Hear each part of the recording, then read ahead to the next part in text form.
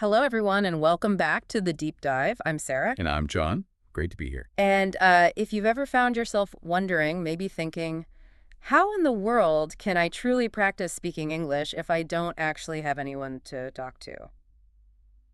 Well, then you are definitely in the right place today. Absolutely. We're about to embark on, well, a truly comprehensive deep dive. We're drawing from a stack of your own sources, everything from research, insightful articles, even personal notes and observations you sent in. Yeah, lots of great material. Our mission today is really to unpack that very question. We want to transform what many people perceive as, a significant hurdle into maybe one of your greatest linguistic superpowers. That's absolutely right. And, for many people listening, what we're about to reveal might seem a bit surprising, maybe even counterintuitive. Yeah. Practicing English completely by yourself. It's not just possible. It's actually one of the most effective and often, frankly, overlooked pathways to getting really robust speaking skills. So you're saying the common wisdom is wrong? Pretty much. We're going to dismantle that pervasive belief that you need a dedicated conversation partner, that it's somehow indispensable, non-negotiable for making real progress. Okay, I'm listening. Just think about it. Many highly fluent speakers you admire, maybe professional actors nailing complex dialogue, or dynamic public speakers captivating an audience, right, or even sharp news reporters delivering live broadcasts, and they all engage in extensive solitary practice. A lot of it, long before they ever step into the public eye or have a real-time conversation. So the fluency we see is built on solo work. Exactly. That effortless, visible fluency. It's very often built upon a massive, often totally invisible foundation of focused solo work. It's kind of the hidden engine of their articulation. What a powerful analogy. That really shifts the perspective on what you can achieve alone. Mm-hmm. So in this deep dive, our main objective is to equip you, our listener, with a powerful arsenal of actionable, proven strategies. These aren't just, theories. Like practical stuff. These are practical techniques designed to dramatically boost your confidence, refine your pronunciation, and really elevate your overall fluency. We want to transform solo practice from what might feel like a frustrating limitation, Yeah, a dead end sometimes, into one of your most potent advantages on your English learning journey. We're going to delve deep into specific techniques, things that will fundamentally change how you approach learning on your own. Like what specifically? Well, covering everything from the subtle art of thinking entirely in English, the transformative power of shadowing, getting objective insights from self-recording, and even, harnessing the incredible capabilities of cutting-edge AI. Wow, quite a lineup. So, if you're truly ready to unlock a new level of confidence and sound remarkably more natural, more articulate in English, even without that traditional partner, then settle in. Because, as we'll show you, your most dedicated and effective speaking partner, it might just be yourself. I love that. Let's get into it. All right, let's kick things off by directly confronting some of those, common myths that often cling to the idea of practicing English by yourself. Good place to start. Before we really immerse ourselves in the effective methods, the real strategies for improving solo, it's absolutely essential we address and maybe dismantle these widespread misconceptions that might just be holding you back, creating unnecessary mental barriers. Have you ever encountered that idea, maybe from friends or online forums, or even just that little voice inside that insists practicing alone just doesn't work, that it's a waste of time? Oh, constantly. This is a belief I hear all the time, practically daily. It's incredibly prevalent among English learners, really at all levels. Right. The core feeling is often if I don't have a conversation partner, and often they add ideally a native speaker, Yeah, that qualifier. then I just can't improve my speaking. Yeah. It's a really deeply ingrained assumption that the only valid practice is, interactive practice. No. But honestly, after years of observing countless successful learners, from absolute beginners right up to those achieving near-native fluency, I can tell you absolutely unequivocally, that assumption is just fundamentally untrue. It's a limiting belief then. Totally. It's a cognitive trap, really, that we absolutely need to challenge head-on right now. Because honestly, it often stops learners from even starting effective solo practice in the first place. Precisely. So today, our mission for this part is to meticulously break down 3 common, yet, as you say, demonstrably false myths about practicing English alone. Let's do it. By the time we finish this discussion, you, the listener, should not only understand why these ideas are completely unfounded, but more importantly, maybe see how they might be unnecessarily creating significant psychological and practical barriers on your personal learning journey. Empowering people to get started. Exactly. We want to empower you by showing you just how much is actually possible. So let's tackle the first myth head on. This is the notion that speaking alone is useless. Many people genuinely operate under this impression, right? That if their words aren't met with an immediate, real-time response from someone else, Mm-hmm. then their efforts to speak out loud, even just to themselves, simply won't lead to any real improvement. They see it as, I don't know, from a practical perspective. Is that really true? Not in the slightest. No, that couldn't be further from the truth. Actually, speaking alone, even without someone listening, actively and powerfully helps you get fundamentally comfortable with the language. How so? Well, in a way that purely social interaction, especially maybe early on, often struggles to provide. When you engage in the physical act of producing English sounds out loud, even just to yourself in your room, Yeah. your brain begins a crucial process. It starts getting neurologically accustomed to forming sentences, forming complete thoughts in English, without that constant frustrating hesitation. So it's like building muscle memory for the brain. You could say that.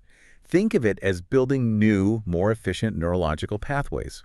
You're essentially creating a direct, high-speed connection between your thoughts and the physical act of spoken English. You're bypassing that detour, that often energy-sapping detour, through your native language. Okay, that makes sense. No translation step. Right. You are, quite literally, training your vocal muscles and your cognitive processes at the same time, forging a new direct link. That's such a powerful way to put it. Neurological pathways and vocal conditioning. It makes so much sense. Maybe an analogy could help. Think about professional athletes. They don't only rely on game days or team practices to get better, right? Absolutely not. Absolutely not. They dedicate countless hours to solitary training, meticulously refining their techniques, practicing specific movements, building muscle memory through sheer repetition. Like a basketball player shooting free throws. Exactly. Hours alone. Or a marathon runner working on their stride and pacing by themselves for miles and miles. They aren't waiting for a race to hone their fundamental skills. They understand that foundational solitary practice is, well, paramount. Precisely. And that exact principle applies directly and really powerfully to English learners.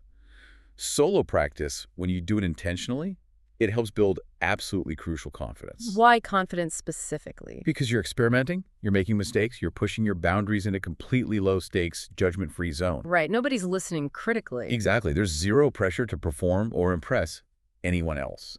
And this focused individual effort, it dramatically improves your pronunciation. How does it help pronunciation more than conversation? Because you can intently focus on individual sounds, intricate intonation patterns, subtle stress variations, without any external distractions or the pressure of keeping a conversation going. Okay, focused practice. And critically, it strengthens your overall fluency. Yeah. It makes the very act of speaking more automatic, more spontaneous, and just significantly less effortful. You're diligently laying down those indispensable foundational skills. Which then show up in real conversations later. Exactly. They'll seamlessly and confidently shine through. Okay, that busts myth number one pretty convincingly. Now here's another incredible common one. It surfaces everywhere, forums, online groups, even just casual chats. The firm belief that I need a native English speaker to truly improve. Ah, yes, the native speaker obsession. This one seems to be a real sticking point for many learners. It creates this sense of dependency, doesn't it? What's your take? Oh, I encounter this one constantly, and I can say with full conviction it is simply not true that having conversations only with a native speaker is the sole, viable, or even always the optimal way to achieve significant improvement. Okay, so it's not the only way. Right. While sure, having opportunities to interact with native speakers can certainly be beneficial, it offers authentic exposure to nuanced speech, idioms, cultural context. It is unequivocally not the sole or exclusive path to fluency. In fact, a vast number of highly successful English learners, many who've reached incredibly high levels, even near native proficiency, they've done so without ever having regular or sustained or even frequent chats with native speakers. Really? How did they manage that? Their individual journeys often relied quite heavily on strategic self-study. and highly effective solo practice techniques like the ones we're discussing.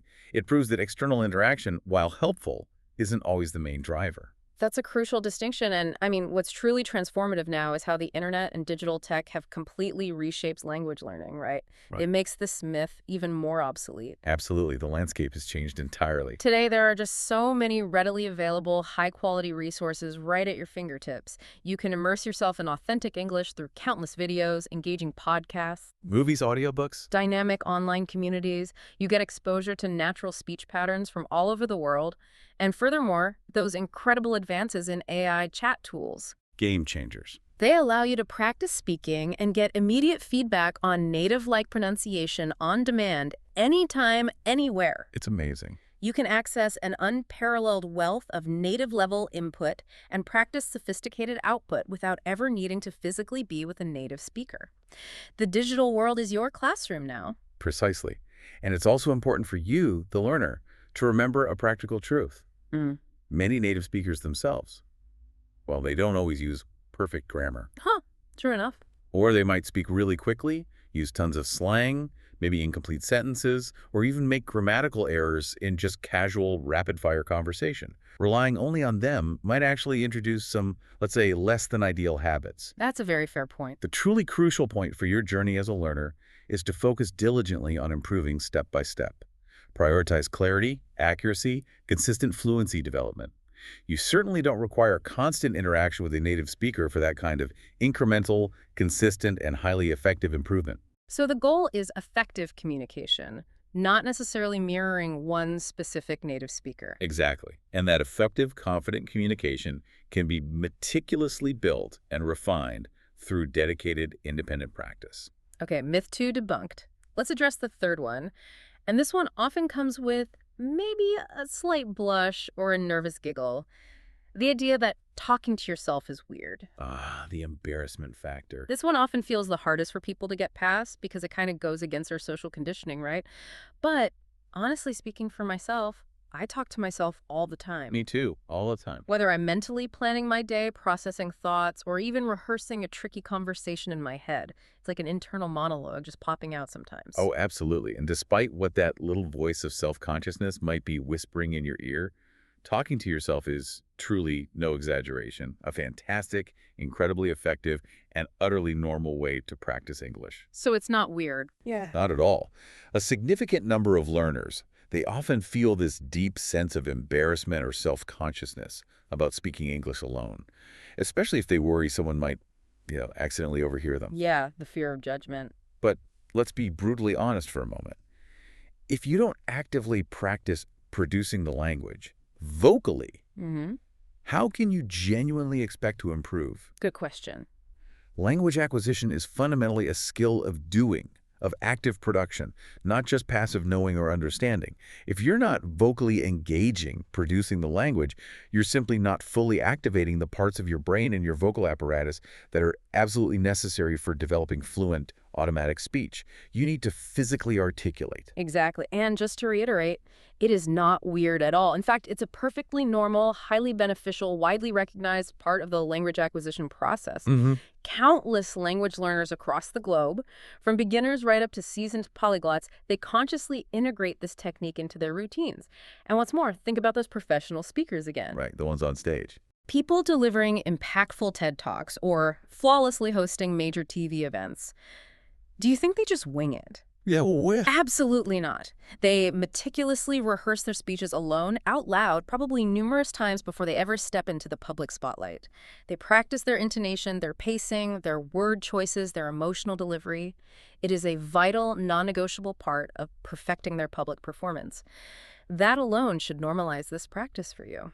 Absolutely. So to every single person listening right now, please, I urge you, do not let the fear of seeming weird hold you back. Don't be afraid to talk to yourself in English. Embrace it. Embrace it fully. It is genuinely one of the most effective, most accessible, and crucially, one of the lowest pressure ways to practice and build your English skills. It's your entirely personal, completely judgment-free zone. You can freely experiment, make errors, and grow without any external scrutiny. Consider it your linguistic laboratory. I love that linguistic laboratory. Okay, so now that we've thoroughly, and I hope convincingly, busted these common myths that might have been creating those mental roadblocks, Hopefully. let's transition from what not to believe to the real core of this deep dive: the powerful, actionable strategies. These are the proven techniques you can meticulously integrate into your routine to significantly improve your English speaking skills all by yourself, starting right now. Let's get practical. And first up is one of my personal favorites. It's a foundational mental shift, really, but it has profound impacts. Thinking in English. Yes. This is truly a game changer. Mm. So many learners, perhaps without even realizing it, miss this crucial cognitive step. What do they do instead? Well, the common pattern is to constantly think in your native language first, Yeah. right? Fully forming your intricate thoughts and ideas there, and then painstakingly translating them, maybe word for word or phrase by phrase, into English before you even attempt to speak. Ah, that translation bottleneck. Exactly. This constant laborious translation step. Yep. It inevitably slows you down dramatically. It Yeah. creates a significant energy-draining bottleneck in your fluency, making natural, spontaneous speech feel incredibly difficult, almost impossible sometimes. You've hit on such a critical point there. When you're constantly translating, there's always that extra, often unconscious cognitive step happening. Yeah, an extra processing load. It's like your brain is performing two distinct, demanding tasks at once. First, formulating the idea in, say, Spanish or Mandarin, and second, meticulously converting it into English. This additional mental hurdle doesn't just make speaking feel harder and slower, Right. but it also frequently results in speech that sounds, well, unnatural, maybe stilted, or overly literal. It's just inherently inefficient. It prevents that true linguistic spontaneity and flow. But here's the magic, right? Yeah. When you consciously train yourself to think directly in English, you completely bypass that translation step. How does that help? Your thoughts are already in the language you intend to speak, which means you start speaking much more naturally, more smoothly, and with far less cognitive effort. It's about forging a direct, unmediated link between your underlying concepts and their English expressions, without that time-consuming detour through your native tongue. Okay, that makes perfect sense. But it raises a crucial question for our listeners. How can someone realistically begin to think directly in English? It sounds like flipping a complex mental switch, which honestly can feel quite challenging at first. That's an excellent and very practical question, because it absolutely does require an initial conscious effort and definitely consistent practice. It won't happen overnight. So where do you start? One of the simplest yet most effective ways to start is to integrate it seamlessly into your everyday life. Just simply describe, silently in your head or maybe softly out loud, what's happening around you in English. Just narrate your surroundings. Yeah, this immediate, real-time narration forces your brain to directly connect your environment, your sensory observations, with the relevant English vocabulary and structures, without needing to translate first. That's a fantastic low barrier entry point. It instantly compels your brain to engage with English directly, rather than relying on that familiar crutch of translating. You're building new neural pathways, associating objects and actions directly with English words. Exactly. For instance, if you're in your kitchen making breakfast, just narrate your actions to yourself. Okay, I'm making coffee now. The water is boiling rapidly, right? I will add exactly 2 spoons of sugar. Simple, direct. Or if you're just gazing out the window, you could internally comment, the sun is shining brightly today. Those fluffy white clouds look exactly like cotton candy. Oh, look, a small brown bird is flying gracefully past the window. You're just observing, articulating, associating. That's genuinely impactful. Yeah. And you can easily integrate this while you're out for a walk, maybe, or commuting on the train. Absolutely. Instead of letting your mind just wander in your native language, actively describe what you encounter. You might think, okay, the weather is surprisingly pleasant today. That bright red car is driving quite fast. Ah, the birds are singing a beautiful, cheerful tune. This consistent practice helps forge that strong, intuitive connection between English and your immediate sensory experience. Makes the language feel more alive, more relevant. Absolutely. And another remarkably effective cognitive trick is to meticulously plan your day, or maybe just your next few hours, entirely in English. Plan in English, how? Before you even get out of bed, maybe, or as you're starting your workday, have a little internal conversation with yourself about your schedule. For example, you could mentally rehearse, right? At 10 a.m., I will focus on my study session. Then I'll head to the gym for my workout. After that, I plan to meet my friend for a relaxed coffee. Ah, like a mental rehearsal. Exactly. It's like having a miniature, silent, but fully English conversation with yourself. It makes English an integral automatic part of your daily cognitive routine, rather than some separate, isolated study activity you only do at certain times. I absolutely love that strategy. It's incredibly practical. It helps embed English as an automatic, almost subconscious part of your day, rather than something you only consciously switch on for study time. The more consistently you integrate this, the faster your brain adapts, and the more natural and effortless the whole process becomes. But what if a listener struggles initially? What if they hit a mental block and find themselves constantly reverting back to their native language? Any specific advice for that? That's a very common and perfectly normal initial hurdle. It's definitely not a sign of failure at all. If constructing full, grammatically complex sentences feels daunting at first, just start much simpler. Like how? Begin with just keywords. Instead of trying to formulate elaborate thoughts, try thinking in very simple, isolated English words as you encounter things. For instance, when you see your morning coffee, you might just internally articulate coffee, hot, morning. Delicious. The core words. Yeah. Or if you're looking at your phone, screen, message, bright. Over time, as you consistently practice this direct association, your brain will naturally and progressively start filling in the grammatical gaps. It'll connect those isolated keywords into increasingly complex and coherent sentences. It's a wonderfully organic, gradual building process, very much like how a child learns their first language. That's a brilliant distinction. It really underscores the importance of not aiming for immediate perfection, but rather aiming for that direct connection, that intuitive association first. Precisely. Furthermore, if you find yourself consistently getting stuck, or your mind just automatically reverts to your native language despite your best efforts, try a unique visualization technique. Visualization. Use pictures instead of words in your mind. For example, when you physically see an apple, don't first access the word for apple in your native language.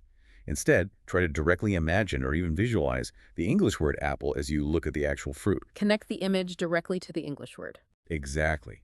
This intense visual linguistic association is all about training your brain to bypass that translation step, to associate the object directly and immediately with its English label. This significantly strengthens those direct neural links we talked about, making recall faster and more automatic. An interesting technique. And one final, yet profoundly impactful tip that can make a monumental difference in establishing this vital habit: commit to a small daily goal. How small? Try to think in English for at least 5 minutes a day. Sounds like a remarkably small commitment, right? Yeah, very manageable. But consistency, even in these microdoses, is vastly more effective than sporadic, longer sessions. As you gradually grow more comfortable and confident, incrementally increase that duration. And very soon, thinking in English will evolve from a conscious effort into a truly natural, almost subconscious habit. It's about building a consistent, sustainable cognitive practice that integrates English into the very fabric of your daily thought process. That is truly exceptional advice. So to every listener out there, please try this today. Just begin thinking in English, even if it's only for a few minutes. Just start small. Describe your immediate environment, mentally plan a small part of your day, or simply use keywords for the objects around you. It's a seemingly simple, almost invisible step, but its cumulative effect on rewiring your brain for effortless fluency is absolutely immense. Absolutely. And coming up next, we're going to delve into another incredibly powerful and often underutilized technique that will help you refine your spoken English to sound even more like a native speaker: the art of shadowing. Ooh, shadowing. This one is truly transformative for your pronunciation, your rhythm, and your overall natural flow. Stay tuned. All right. Now that we've fully explored the foundational practice of thinking in English, let's transition to another incredibly powerful technique. This one can dramatically elevate your English-speaking skills, particularly when you're practicing alone. The method known as shadowing. Shadowing, yes. For those who might be unfamiliar, have you encountered this highly effective linguistic exercise before? Or perhaps tried it? Oh, yes. Shadowing is, without any doubt, one of the single best and most dynamic ways to profoundly improve your pronunciation, refine your natural rhythm, and boost your overall fluency in English. Why is it so effective? It's a remarkably active and engaging exercise. It's kind of akin to simultaneously training both your mouth and your brain, forcing them to work in perfect synchronicity with authentic native speech patterns. It's a truly holistic vocal workout. Exactly. And for those listeners who might be hearing this term for the first time, Shadowing essentially means actively listening to a native speaker Hmm. and then immediately repeating what they say, almost like a literal shadow closely following them. The crucial distinction here, though, is you're not waiting for them to finish their sentence. No pausing. You are speaking along with them, ideally just a word or two behind, trying to match their every nuance. That's the precise key. The effectiveness really stems from the fact that you absolutely do not pause or stop or overthink or analyze the words. Just copy. Your primary directive is just to copy the speaker as closely and accurately as physically possible. And this includes mimicking not only their exact words, but also their intricate intonation patterns, The ups and downs. their precise stress patterns on syllables and words, their natural speed, and even the subtle emotions or attitudes conveyed in their voice. It's an exercise in deep, almost unconscious imitation. You're training your vocal apparatus to reproduce native speech automatically. So, given its complexity, its nuanced nature, how can someone effectively begin to integrate shadowing into their solo practice routine? What's the very first, most practical step to get started with this? That's an excellent starting point. Step one is critically important: choosing the right audio material. What kind of material? You need to select something that features clear, natural speech, and ideally something you find genuinely interesting and engaging, so you stick with it. Good, accessible options often include segments from a podcast episode, maybe where the speakers articulate clearly. Like this one, hopefully. Hopefully. Or a YouTube video featuring a straightforward interview or a well-delivered lecture. Even a short scene from a movie or TV show, provided the dialogue is distinct and not overly fast or mumbled. What should beginners avoid? At the beginning, it's definitely best to avoid anything with very rapid speech, complex accents you're not used to, or heavy background noise. Keep it simple and clear initially. Yes, and to avoid getting overwhelmed, it's always best to start short, right? Highly manageable. Absolutely. Perhaps begin with just a very brief 10 to 20-second clip, play that short segment, listen incredibly carefully, maybe a few times, really internalizing the sounds and rhythm. Get a feel for it. Then actively try repeating immediately after the speaker, consciously maintaining that shadow pace. The initial goal isn't necessarily getting every single word absolutely perfect. No, not at all. The primary focus is more on flowing with the speaker, matching their rhythm and intonation. That's absolutely pivotal. You truly do not need to understand every single word perfectly during your initial attempts. The foundational goal of shadowing is to meticulously copy the pronunciation, the natural speed, and the precise tone as closely as you possibly can. So it's more about the sound than the meaning at first. Exactly. It's far more about the physical motor act of producing the sounds and mimicking the speech patterns than it is about deep semantic comprehension at this stage. The understanding that will naturally deepen over time as you become more comfortable. But the initial vital focus is on the biomechanics of speaking. Got it. Any pro tips for making it work even better? Yes. Here's a highly effective pro tip that countless learners find incredibly beneficial. For your first few attempts, or maybe if you're struggling with a particularly tricky segment, try practicing with subtitles turned on. Use the text as a guide. Right. This lets you visually track the words while you're simultaneously mimicking the sounds. It helps forge a strong connection between the written form and the spoken form. Then, once you feel a degree of comfort, maybe mastery with that specific segment, try practicing without the subtitles. This intentional removal forces you to rely purely on the auditory cues, the sounds, the rhythm, the intonation. And that significantly strengthens both your listening comprehension and your speaking production at the same time. Okay, subtitles on, then subtitles off. Makes sense. Now, you touched on this earlier, but could you maybe elaborate more deeply on why shadowing is such an incredibly effective technique? What exactly is happening in our brains and our mouths when we consistently do this? What makes it so transformative? Well, it works because it fundamentally forces you into a state of real-time language production. Not just passive listening. Exactly. When you shadow, you're not merely passively memorizing isolated words from a list or, abstractly conjugating verbs in your head or consciously applying grammar rules. Instead, you are actively training your brain and your entire vocal apparatus to process and produce the language exactly as a native speaker would under real-world conditions. That speeds things up. It rapidly creates a direct, spontaneous, intuitive link between the auditory input you receive and the spoken output you produce.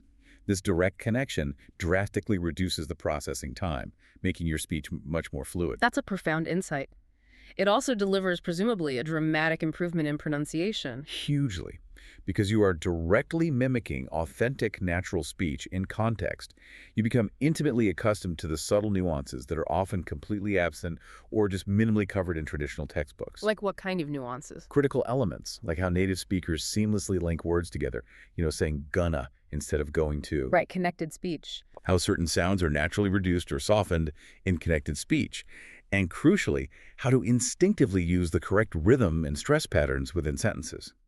These are absolutely vital for sounding natural. It's a truly holistic and organic approach to perfecting pronunciation, going way beyond just individual sounds. Yes, the whole process is remarkably analogous to learning to sing a song. How so? When you listen to a favorite song multiple times, over and over, right, and then you begin to sing along, eventually the lyrics, the intricate melody, the underlying rhythm, they become deeply ingrained, automatic. Yeah, you don't even think about it. Exactly. You no longer have to consciously think about each individual note or every single word. It just flows. The exact same neurological and physiological process occurs with English through consistent shadowing. Through diligent repetition, those natural, authentic speech patterns become deeply ingrained in your mind and muscle memory.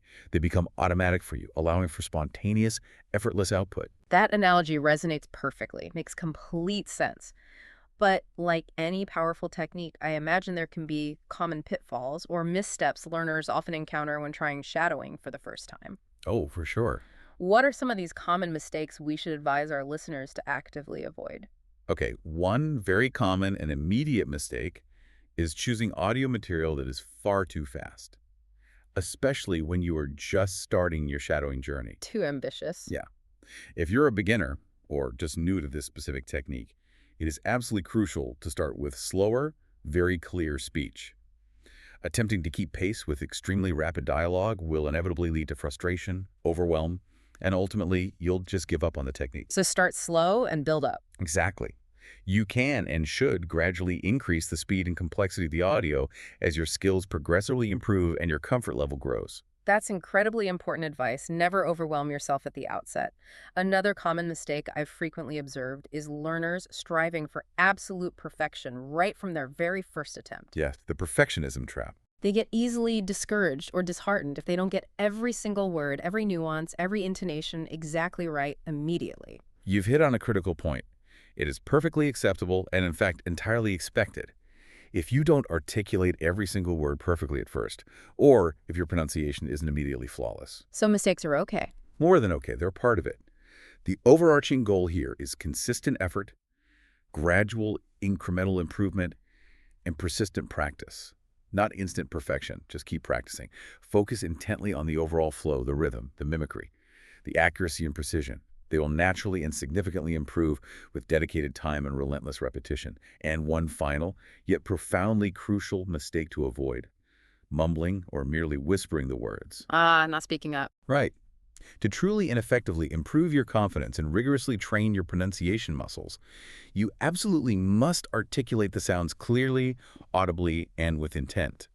Whispering or simply mouthing the words silently just won't provide your brain or your vocal apparatus with the necessary active practice they need to develop true fluency and accurate pronunciation. Your vocal cords, your tongue, your lips, they all need to be actively engaged and trained for effective results. That is truly great, actionable advice. So everyone listening, I strongly encourage you. Give shadowing a dedicated try. Just select a short, clear audio clip, repeat immediately after the speaker, and crucially, don't worry about making mistakes. They are simply steps in the learning process. Embrace the imperfection. Focus intently on the flow, the rhythm, the sounds. Over time, you will unequivocally find yourself sounding dramatically more natural, more fluent, and more confident in your English speaking. Yes. And coming up next, we'll transition to another incredibly powerful method. This will genuinely take your speaking skills to the next level, moving beyond just mimicry into active, independent language production. The simple yet profound act of speaking out loud, even when you have no one else around. Stay with us. All right. Now that we've deeply explored thinking in English and the transformative power of shadowing, let's move on to another fantastic, yet often surprisingly overlooked, technique for practicing speaking English alone.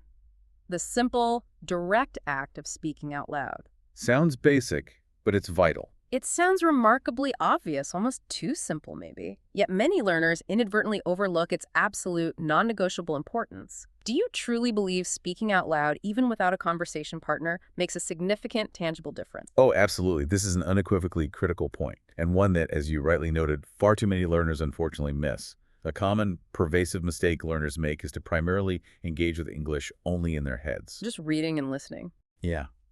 They dedicate countless hours to reading, they listen extensively, they might even write diligently, but they crucially fail to physically produce the language vocally. So the mouth doesn't get practice. Exactly. If you don't consistently, actively, and intentionally say the words out loud, your mouth simply doesn't get accustomed to forming the unique English sounds. Your tongue doesn't develop the necessary agility and muscle memory. Your vocal cords don't receive the indispensable practice required for fluent articulation.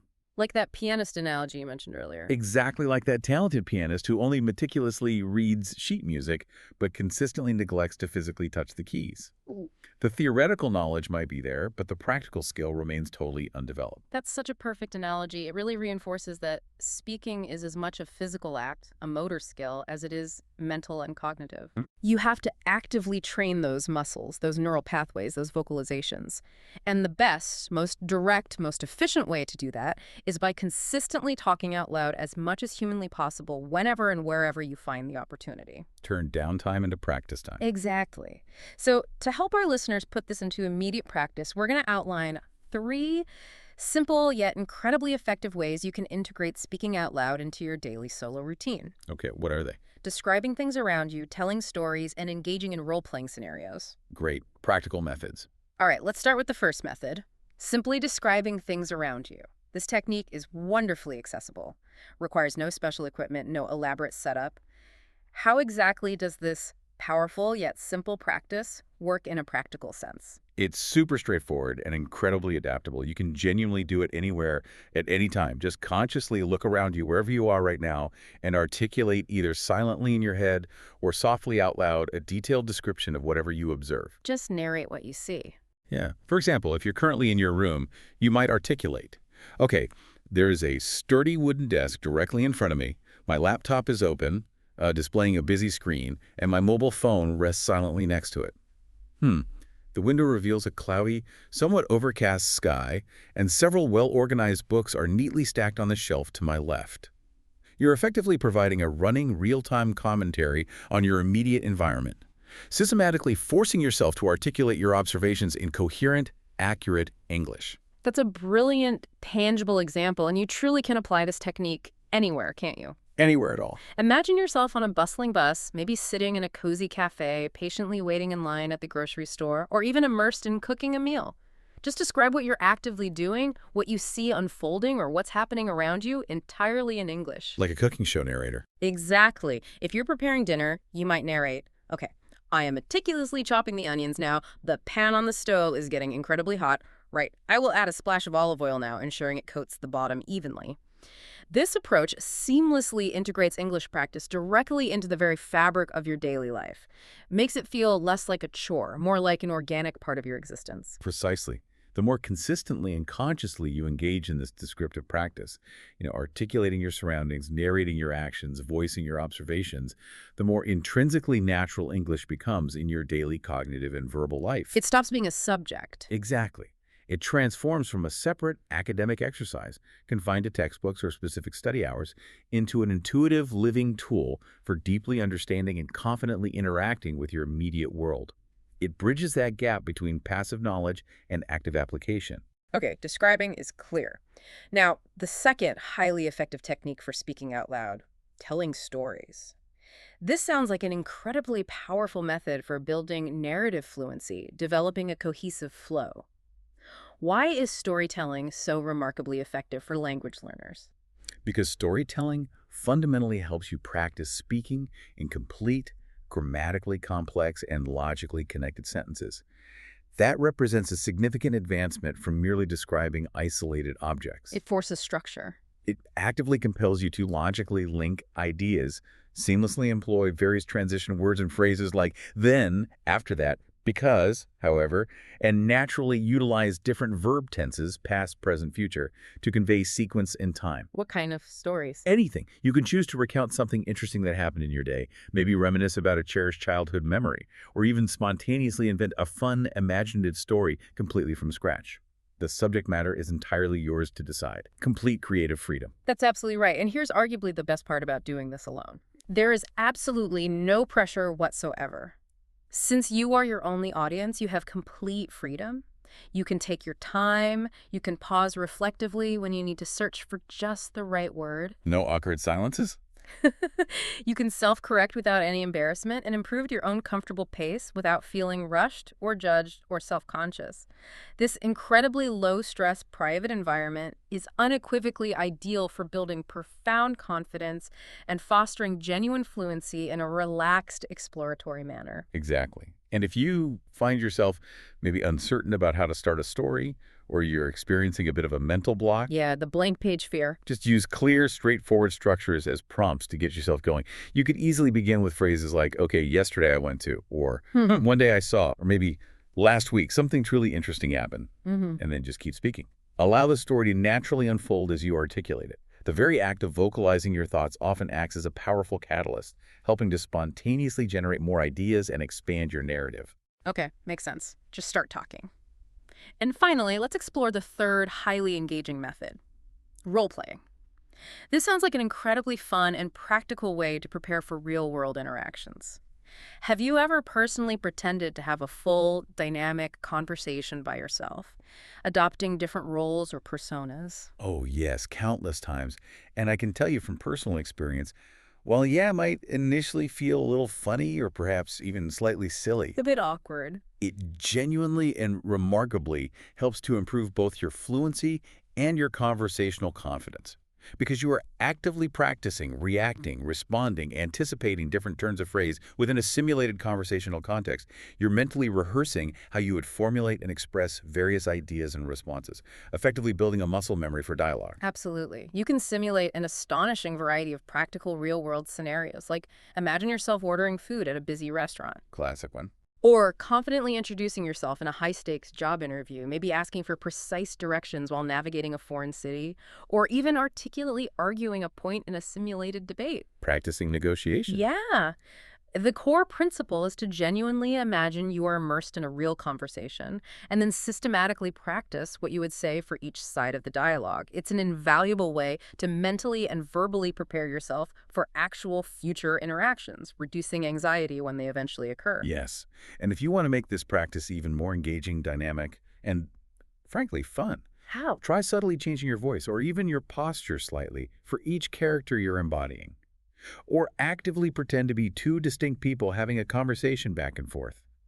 This playful element can significantly reduce self-consciousness, make the practice session far more memorable, and genuinely enjoyable. It transforms a potential chore into a creative exploration. That's a brilliant tip. It definitely keeps the practice interesting and incredibly engaging, almost like a fascinating mental exercise in improvisation and adaptability.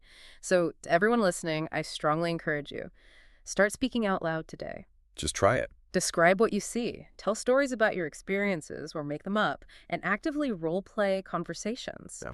These simple, highly adaptable exercises, when done consistently, will profoundly help you become dramatically more confident and effortlessly fluent in English, all from the comfort and privacy of your own space. Yes. And coming up next, we'll dive into another powerful method that leverages the incredible technological advancements available today, using AI and specialized language apps to dramatically enhance your speaking practice. The tech angle. Stay with us because this truly is a game changer for solo learners. All right, now let's turn our attention to something truly modern, incredibly exciting, and frankly, utterly revolutionary in the realm of language learning. Leveraging the immense power of artificial intelligence and specialized language apps to supercharge your English speaking practice. The future is now. These sophisticated tools are fundamentally revolutionizing what's genuinely possible for the solo learner. They're opening up entirely new dimensions of accessible, personalized practice. Yes, and they are not just helpful. They are, in my opinion, truly indispensable for many learners today. There's an astonishing array of AI-powered apps readily available now that allow you to engage in real-time speaking practice with virtually instant, incredibly precise feedback. Instant feedback is key. It's nothing short of revolutionary because it means you no longer require a human partner to receive immediate correction, nuanced guidance, and actionable insights.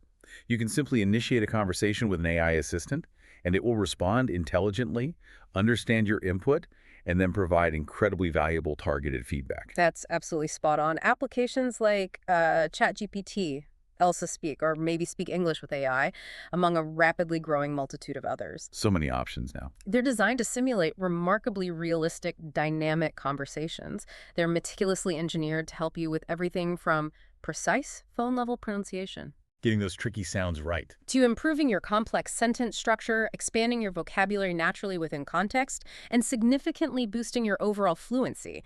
They provide a truly dynamic, interactive, and endlessly patient learning environment. The AI adjusts to your pace, your proficiency. And another truly significant advantage of these cutting-edge tools. Many apps provide incredibly specific, granular feedback on your pronunciation. How specific. They can pinpoint with astonishing accuracy exactly where you might be mispronouncing a particular word or even a specific sound within a word. And then they often suggest clear, actionable, and better ways to articulate it. Like a pronunciation coach. It's genuinely like having a personal, highly attentive tutor available to you anytime you need it, 24/7, without the prohibitive cost or the logistical constraints of scheduling. This immediate targeted correction is just unparalleled for solo learners. That's an incredibly powerful advantage, especially for consistent, self-directed practice. So, for our listeners eager to jump in, what's the absolute best way to strategically integrate these innovative AI apps into their daily speaking practice? How can they truly maximize the benefits? That's a crucial question for effective integration. First and foremost, set a clear, achievable, and sustainable goal for yourself. Like thinking in English, start small. Exactly. Perhaps aim for just 10 minutes of dedicated speaking practice per day using an app. Remember, consistency, even in small, manageable increments, is infinitely more effective for long-term progress than sporadic, lengthy, but infrequent sessions. So just talk to the app for 10 minutes. Use the app to have a natural conversation, respond to its prompts, or even repeat full sentences out loud as it dictates. Just get talking. That's a remarkably smart and practical approach. And here's another absolutely crucial tip. It might seem obvious, but it's often overlooked, even if the app allows you to type your responses. Don't do it. Actively resist that temptation. You must physically speak into the app. Consciously engage your mouth, your tongue, your vocal cords, your breath. The more consistently and vocally you talk out loud to the AI, the more robustly your speaking muscles will develop, and the more profoundly confident you'll become in spontaneously producing authentic English sounds under pressure. Exactly.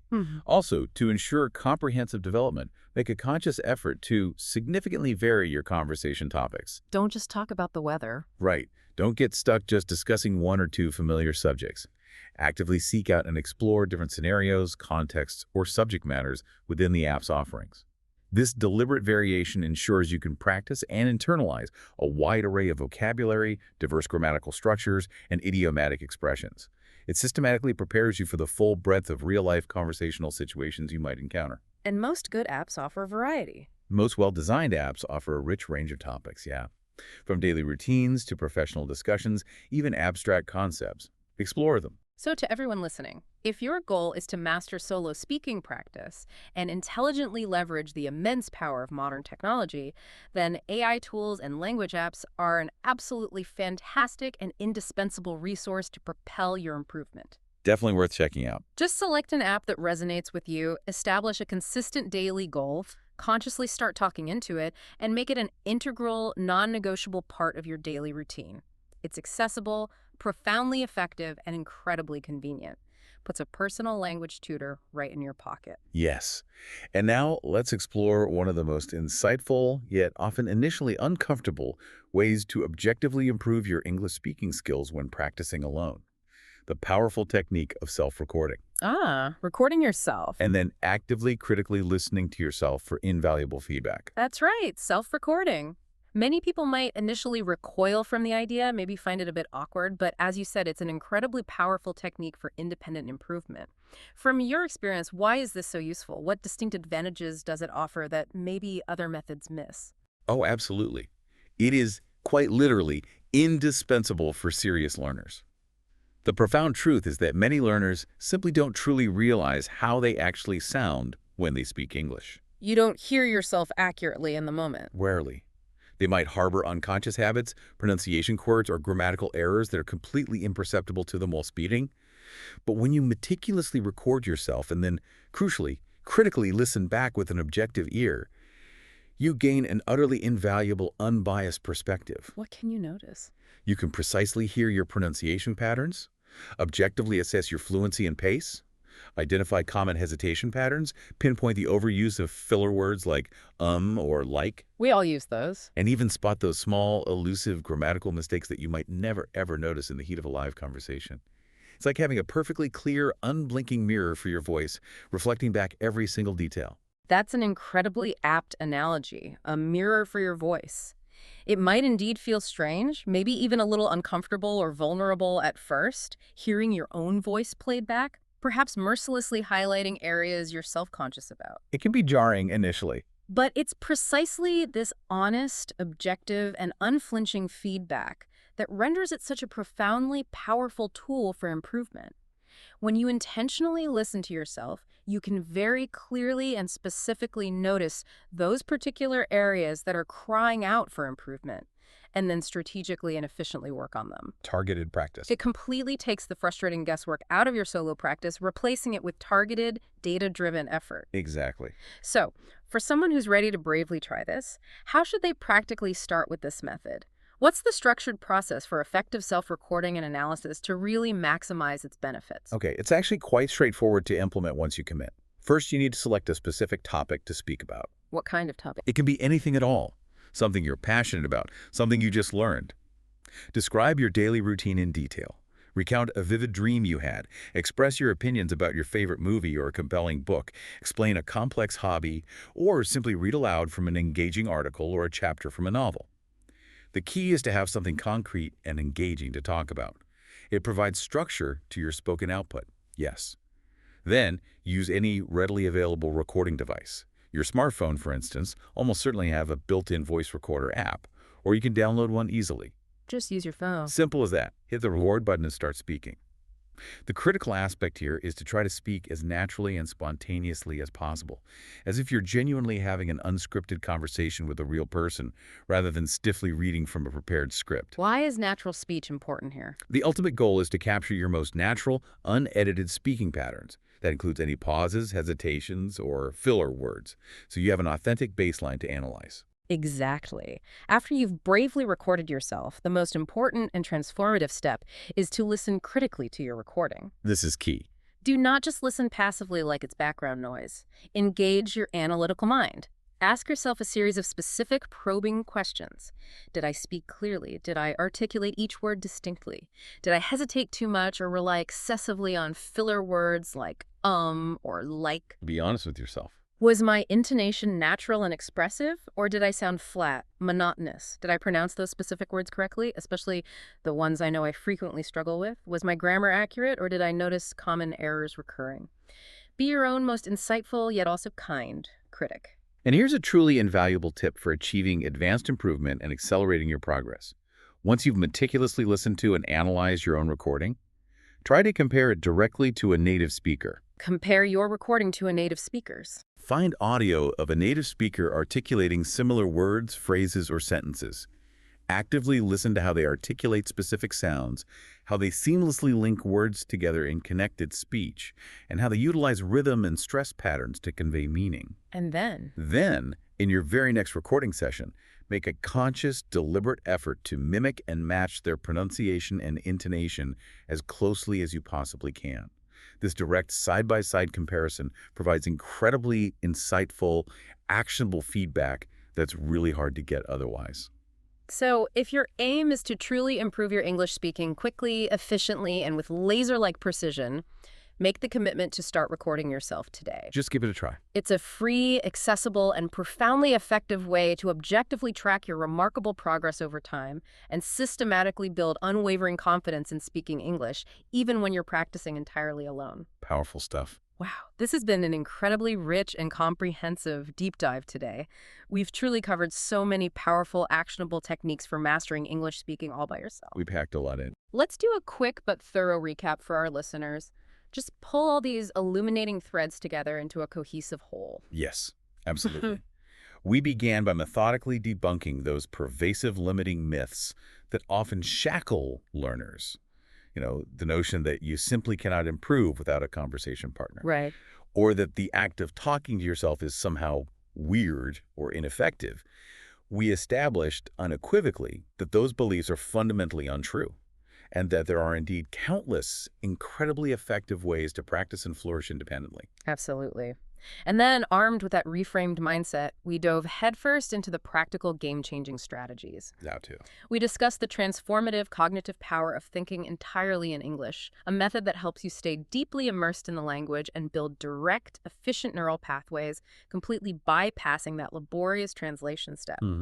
We also explored the incredible technique of shadowing, where you meticulously imitate native speakers to dramatically refine your pronunciation, perfect your rhythm, and elevate your overall fluency to new heights. We then shared that suite of incredibly practical and adaptable tips for simply speaking out loud in various everyday contexts. This included the accessible practice of describing things around you, Turning observation into practice. which seamlessly integrates English into your daily observations and sensory experiences. We also covered the narrative building power of telling stories, allowing you to practice full sentences, complex ideas, and cohesive narrative flow. Then role-playing. And finally, yes, the engaging strategy of role-playing conversations, which builds crucial confidence and prepares you for hypothetical, real-world interactions. That's such an ingenious way to develop authentic confidence for real-world scenarios long before you ever actually face them. It truly is all about meticulously creating that safe, personal, judgment-free practice space where you can experiment freely and grow without inhibition. Precisely. And let's not forget the transformative power of modern technology. Specifically, the revolutionary impact of using AI tools and specialized language apps. The instant feedback. Right, providing instant personalized feedback and simulating realistic dynamic conversations. And finally, the utterly invaluable practice of self-recording your speech and then critically listening back to it. The mirror for your voice. Exactly. Which empowers you to objectively track your remarkable progress, pinpoint specific areas for granular improvement over time, and importantly, celebrate your growth. These are all incredibly potent tools readily available at your disposal right now. Okay, so before we draw this comprehensive deep dive to a close, I want to ask you one crucial, perhaps vulnerable question for our listeners. Okay. What is your absolute best, most encouraging piece of advice for someone who might still be feeling a little afraid, maybe deeply self-conscious, about starting to practice speaking English alone? How do they overcome that initial hurdle? That's a profoundly important question, and it's a feeling that resonates with so many learners, understandably. Yeah. My best advice is multifaceted, but it fundamentally boils down to this. First and foremost, please do not be afraid to make mistakes. Embrace the errors. Mistakes are not indicators of failure. On the contrary, they are absolutely essential, invaluable learning opportunities. They are your guideposts. The more you bravely practice, the more you courageously experiment, the better you will unequivocally become. And always remember, in the privacy of your own solo practice, no one, absolutely no one, is there to judge you. This is your completely personal, safe sandbox to play, to stumble, and ultimately to grow stronger. Exactly. You are embarking on the challenging but rewarding process of building a complex skill, and no one, I repeat, no one masters any skill without dedicated practice and without making occasional, necessary missteps along the way. Embrace them as part of the journey. Second, consistency. It is the non-negotiable key to unlocking sustained progress. English fluency is truly a journey, right? A winding path of continuous learning, not some finite destination you reach. And every single small step, every dedicated minute genuinely counts. Even just 5 minutes. Whether it's just 5 minutes of focused shadowing, or recording yourself for a mere couple of minutes, or spending a few intentional minutes engaging with an AI app, commit to doing something, anything, every single day, or at least almost every day. That consistent cumulative effort meticulously builds momentum, reinforces learning, and leads to profound, lasting progress that you'll definitely begin to notice and celebrate. And perhaps most importantly, allow yourself to genuinely enjoy the process. Make it fun. Learning a language at its core should be an inherently fun, fulfilling, and enriching adventure, not some burdensome chore. Seek out techniques you genuinely enjoy, explore topics you deeply care about, and allow yourself the freedom to play with the language, to experiment playfully. And the mindset. And finally, believe wholeheartedly in yourself. You absolutely possess the inherent capacity, the intelligence, the resilience to learn, to grow, and to achieve remarkable improvement. Speak with conviction, even if initially it's just to yourself. Place unwavering trust in your own remarkable ability to achieve genuine fluency. That is an absolutely perfect, empowering note to end on. To all our incredible listeners, remember this profound truth. You've got this. You really do. The power to unlock your English fluency resides within you. Right now, start practicing today. Speak out loud.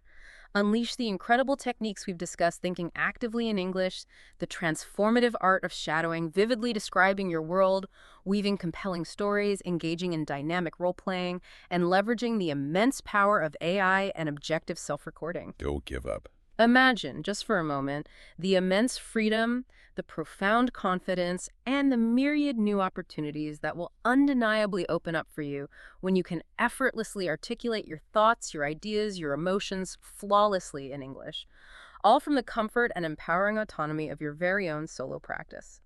Now, what's one small, deliberate step you will take today to truly begin to unleash that incredible fluency within you?